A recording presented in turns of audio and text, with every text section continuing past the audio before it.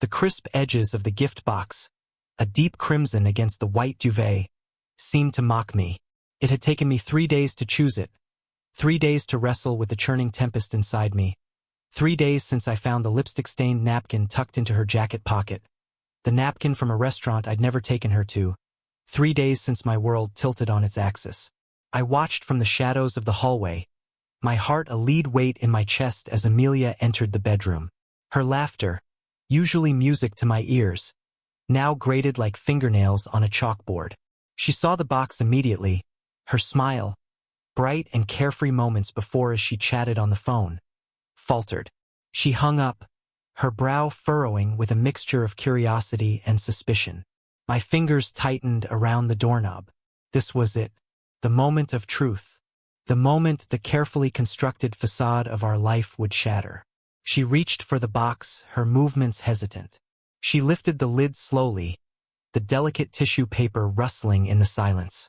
And then she saw it, the framed photograph. It wasn't a picture of us. It was a picture of her, laughing, her hand intertwined with another man's at a candlelit table. The same restaurant as the napkin. The same man I'd seen fleetingly leaving our building late one night. A man whose face was now burned into my memory. Her face drained of color. The blood rushed from her cheeks, leaving her ashen. The smile vanished, replaced by a look of pure, unadulterated terror. Her hand trembled, dropping the lid back onto the box with a soft thud. She stood frozen, her eyes wide with a dawning comprehension that cut me deeper than any knife. I stepped into the room. "Happy anniversary, Amelia," I said, my voice flat, devoid of any emotion I hadn't already bled dry. She spun around, her eyes darting to mine, then back to the box. "Daniel, I can explain." "Explain what, Amelia?" I asked, my voice eerily calm. "Explain how many times you've lied to me? Explain how long this has been going on. Explain how you could look me in the eye every day, knowing you were betraying everything we built together." Her lips trembled, tears welled, blurring the image of the woman I thought I knew. "It just happened. It didn't mean anything." The words, so cliché, so empty, ignited a white-hot rage within me. "Didn't mean anything?"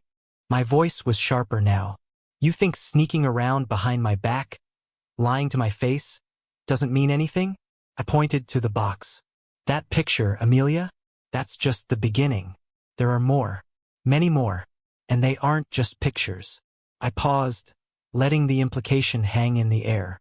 "I have everything, Amelia. Dates, times, places. Enough to ensure you walk away from this with nothing." Her tears flowed freely now, but I felt no pity, only a cold, hard resolve.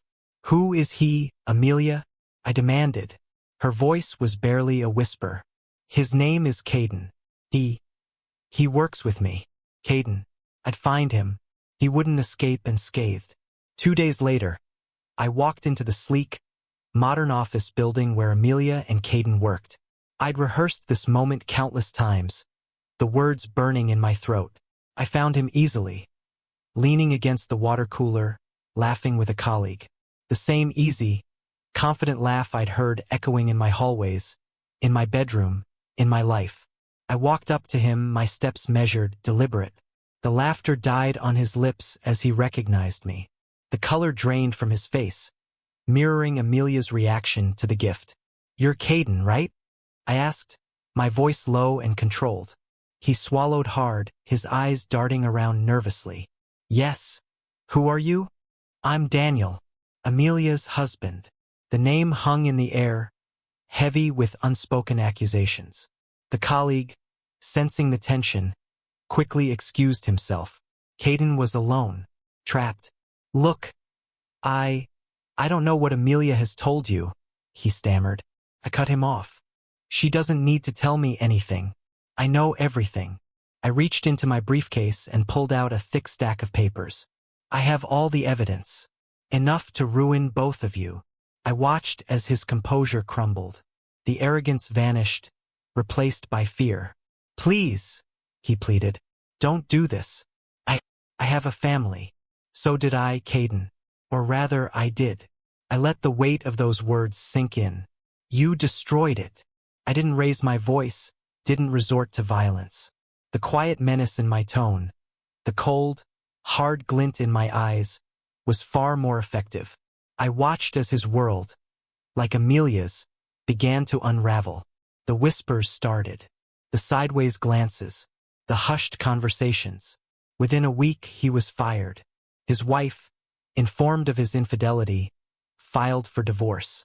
He became a pariah, ostracized by his colleagues, his friends, his family. Amelia fared no better. She lost her job, her reputation, her friends. She begged me to forgive her, to give her another chance. But the damage was done. The trust, the foundation of our life together, had been shattered beyond repair. I left her with nothing but the clothes on her back and the bitter taste of her own betrayal. It wasn't about revenge. It was about reclaiming my life, about taking back the power she had stolen from me. The process was painful, agonizing. There were sleepless nights, days when I barely functioned. But I survived. I picked up the pieces, rebuilt my life, brick by painful brick. The scars remained, a constant reminder of the betrayal, but they also served as a testament to my resilience. I never saw Amelia or Caden again. I didn't need to. I had given them a gift far more potent than any crimson box. I had given them the truth. And the truth, as they say, will set you free. It had freed me,